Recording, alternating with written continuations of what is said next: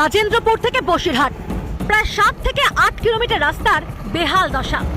প্রায় 5 বছর ধরে রাস্তার কোনো সংস্কার হয় না বলেই অভিযোগ। এবার তাই রাস্তা সংস্কারের দাবিতে পথে নেমে বিক্ষোভ দেখালেন স্থানীয় বাসিন্দারা। রাস্তায় ধানের চারা পুঁতে চলল বিক্ষোভ। বসিরহাট 2 নম্বর ব্লকের অন্তর্গত রাজেন্দ্রপুর পঞ্চায়েতের দক্ষিণ দেবীপুর এলাকার ঘটনা এটি।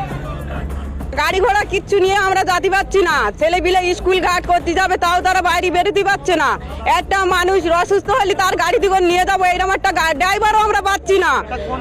এটা আমাদের দক্ষিণ দেবীপুর। একটা ডেলিভারি রোগী যাচ্ছে, যাতে যাতে রাস্তায় তার প্রসাব হয়ে গেছে। কিসের জন্য? এই রাস্তা খারাপের জন্য। আমরা ঠিক টাইম মতন একটা বাচ্চা কাচ্চা হবে যে হসপিটালে পৌঁছতে পারছি না। একটা এই বাচ্চা স্কুলে যাবে, স্কুলেও যেতে পারছি না। টোটাল আমাদের আন্দুলপোতা, ওটাও রাজেন্দ্রপুর অঞ্চলের ডাক আন্দুলপোতা থেকে পাইকপাড়া। মানুষ বাস করে না এখানে, জানোয়ার বাস করে। এই অঞ্চলটা শুধু কোনো রকম এ করে নিয়ে সব টিএমসির প্রধান, টিএমসির এই আছে অঞ্চলটা। অবিলম্বে রাস্তা সারাই না করলে বৃহত্তর আন্দোলনে হুঁশিয়ারি তাদের।